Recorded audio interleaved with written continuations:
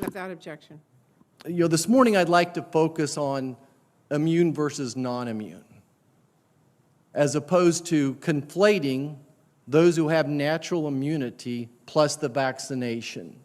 I will give you, there are some studies that would support some benefit to giving a vaccine to those who are already immune from natural immunity. I give you that, but the issue today I want to really lock in on is natural immunity versus vaccination immunity. We could have a frank debate, I'm sure, all day long about the pros and cons, and I would think that if we were given the lecture to our medical students, we would probably say the jury's still out. And here's all the information and the data. And I think that's why we have physicians, to be able to look at this data and look at this particular person's medical history about, do we feel the benefits of this vaccine outweigh the risk?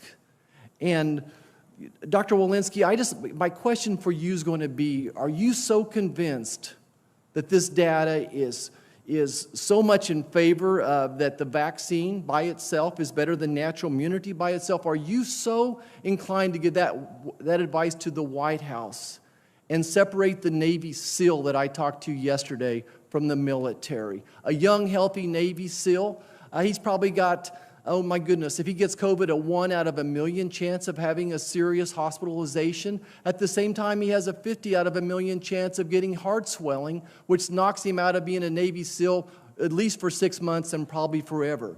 Are you so convinced that the data is so compelling that natural immunity isn't as good as vaccination? Again, don't conflate the two together. Are you so convinced that the nurses I worked with in Liberal, when this epidemic was roaring, the union worker at Wolf Creek Nuclear Plant that kept the electricity on months ago, that we held as heroes, that now we're going to punish them and separate them from the job? We took an oath to do no harm.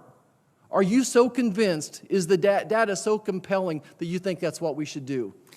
Thank you, Senator, for that question. First, let me just go back to the initial point, which I don't want to conflate them, but let me just say, I think the studies are uniform, that vaccination after...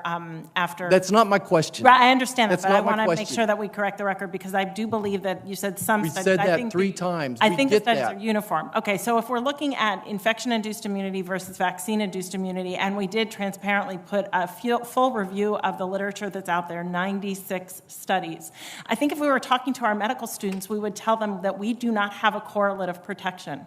We can't measure whether you are protected or not, and we do know by virtue of the fact that our vaccine-induced immunity studies know for certain a date that we can follow what those correlates of protection are in effectiveness studies, and we don't have the capacity. Not only do we not have a correlate of protection at an antibody I apologize. level, I need to move on. I apologize. Next,